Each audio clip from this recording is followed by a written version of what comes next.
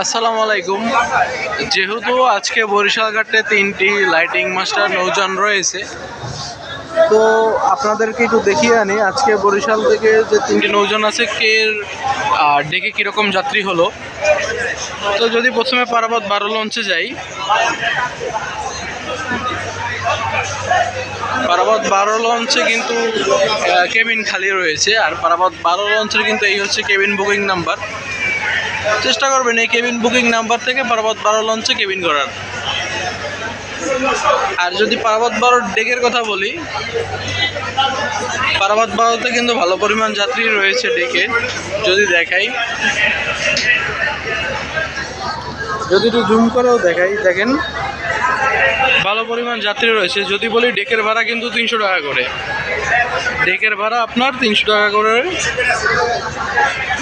আর আপনার আজকে প্রতিটি লঞ্চই ডেকের ভাড়া 300 টাকা, সিঙ্গেল কেবিন 1000 টাকা, আর ডাবল কেবিন আপনার 2000 টাকা করে প্রতিটি লঞ্চই।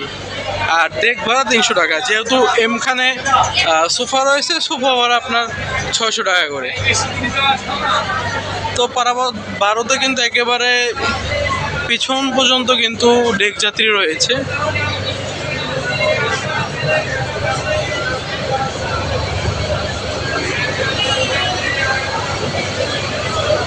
যদি বলি পিছন পর্যন্ত কিন্তু একবার পারাবত 12তে ডেক যাত্রী রয়েছে, ইঞ্জিন রুমের পাশ পর্যন্ত কিন্তু রয়েছে।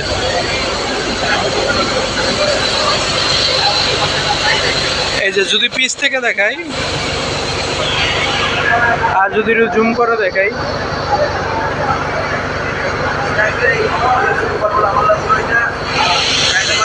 ওকে, এখন চলে যাব আওলাদ 10-এ।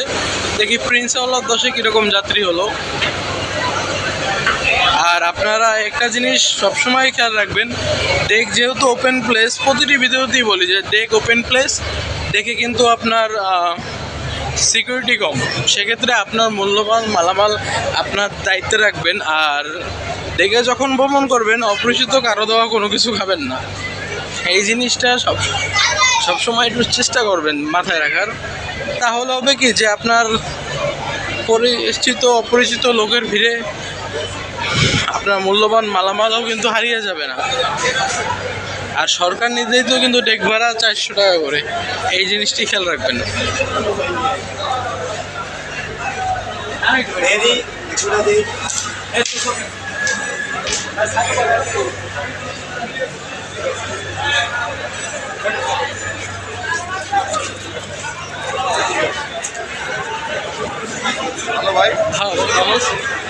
তো এখন যদি একটু আওলাদ 10-এ যাই,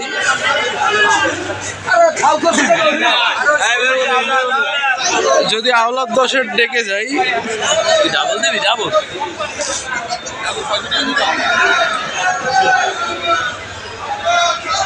আচ্ছা, যেই কটি লঞ্চের মধ্যে লিফট আছে তার ভিতরে কিন্তু প্রিন্স আওলাদ 10 অন্যতম। প্রিন্স আওলাদ 10-এ কিন্তু সচরাচরই লিফট চলাচল করে।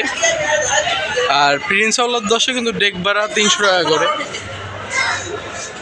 আপনার বুঝি না, প্রিন্স আওলাদ 10 এত সুন্দর একটি লঞ্চ, তারপরেও কিন্তু এর আপনার ডেকের যাত্রী কিন্তু খুব কম যাত্রী হয়। এর কারণটা আসলে বোঝা যাচ্ছে না। দেখেন পারাবত 18 যে পরিমাণ যাত্রী আছে, তার তুলনায় কিন্তু অনেক কম যাত্রী রয়েছে প্রিন্স আওলাদ 10-এ। কম বলতে অর্ধেকও নাই, সেটি আপনারা ভিডিও দেখলেই বুঝতে পারবেন।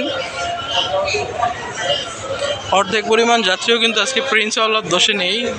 এর কারণটা বলতে পারতেছি না। দেখেন এখানে কিন্তু টোটাল ডেকে এই পাশে খালি, তারপরে আপনার শুধু সামনে কতগুলো যাত্রী রয়েছে, এই যে জুম করে দেখাই।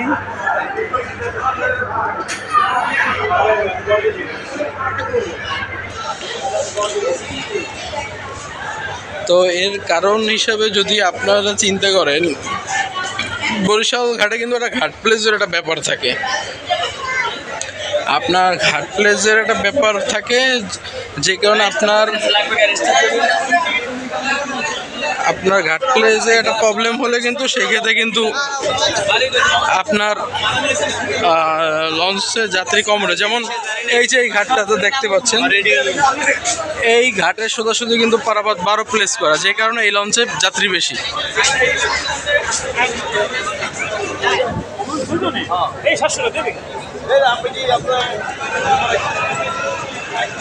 এবার চলেন দেখে আসি নবাগত লঞ্চ, বিলাসবহুল লঞ্চ এবং সার্ভিসের দিক থেকেও ভালো।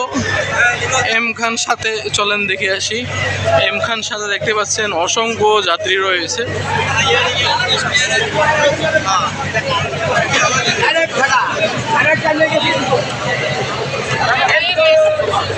দেখেন এম খান সাথে কিন্তু প্রচুর পরিমাণে যাত্রী রয়েছে। এখানে কেবিনের জন্য অপেক্ষা করতেছে অনেক যাত্রী।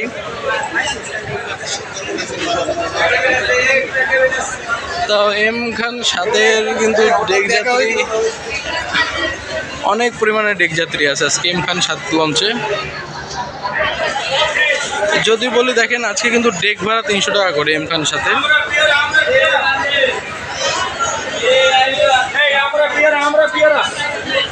আচ্ছা দেখাবো, তার আগে একটু দেখি ডেক টিকিটটা দেখি।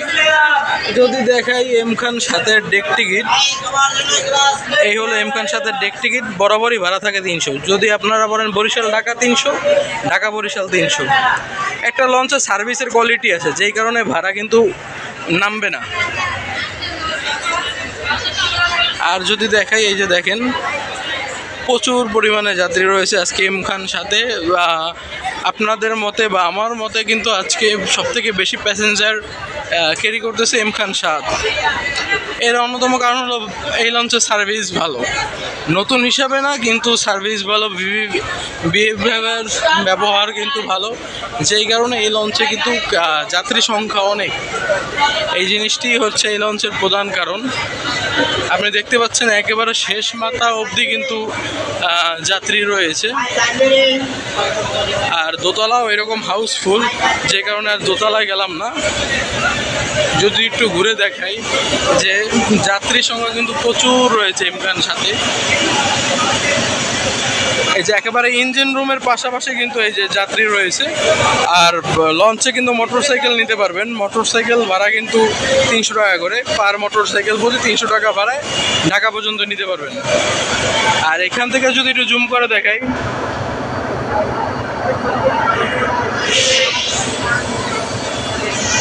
দেখেন সবথেকে কিন্তু বেশি যাত্রী রয়েছে এম খান সাথে।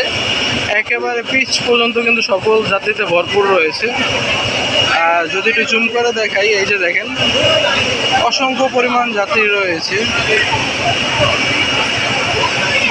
অনেক যাত্রী ভাই, এটা বলে বোঝানো যাবে না। দেখতেই পাচ্ছেন যে অসংখ্য যাত্রী। তো এটা সার্ভিস ভালোর জন্য কিন্তু এখানে যাত্রী বেশি। তো চেষ্টা করবেন ভালো লঞ্চে ভ্রমণ করার, আর আপনার পছন্দের লঞ্চ অনুযায়ী ভ্রমণ করার। আর চলেন একটু ডেক টিকিটটা দেখিয়ে আনি, দোতলাটা দেখিয়ে আনি।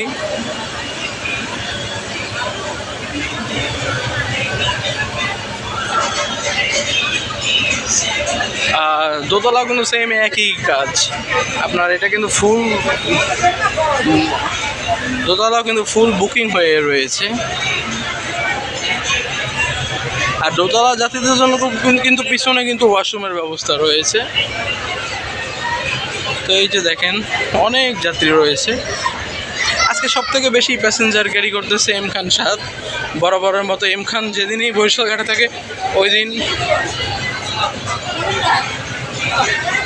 ওই দিনই তার যাত্রী থাকে অনেক।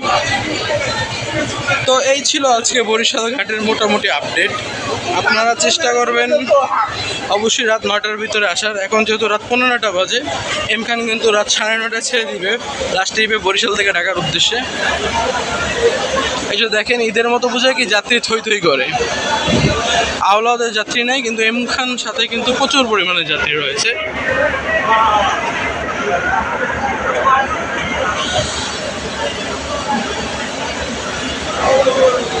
যদি একটু পিছনের দিকটাও দেখাই, দেখেন অনেক যাত্রী রয়েছে। তো এই ছিল আজকে যাত্রী কীরকম হয় সেটির আপডেট বরিশাল ঘাট থেকে। প্রচুর পরিমাণ যাত্রী রয়েছে। যদি বলি আজকে ভালো পরিমাণ যাত্রী পেল এম খান 7 এবং তারপরে যদি বলি পারাবত 12। তবে আজকে ডেক ভাড়া পারাবত 12-তে 250 টাকা নিতে পারে, কিন্তু এম খান 7-এ কিন্তু 300 টাকা ডেক ভাড়া। প্রিন্স আউলার 10 সঠিক জানা নাই, 300 করেও নিচ্ছে, আবার অনেকে 250 টাকাও ডাকছে। তো এই ভাড়াতেই আজকে বরিশাল থেকে ঢাকায় লোক নিচ্ছে। তো আপনারা কমেন্টস করে জানাবেন আপনাদের কোন লঞ্চের সার্ভিসটি ভালো লাগে, আর এই 3টি লঞ্চের ভিতরে আপনাদের পছন্দের লঞ্চ কোনটি সেটিও জানাতে পারেন। ধন্যবাদ সকলকে, ভালো থাকবেন, সুস্থ থাকবেন, আসসালামু আলাইকুম।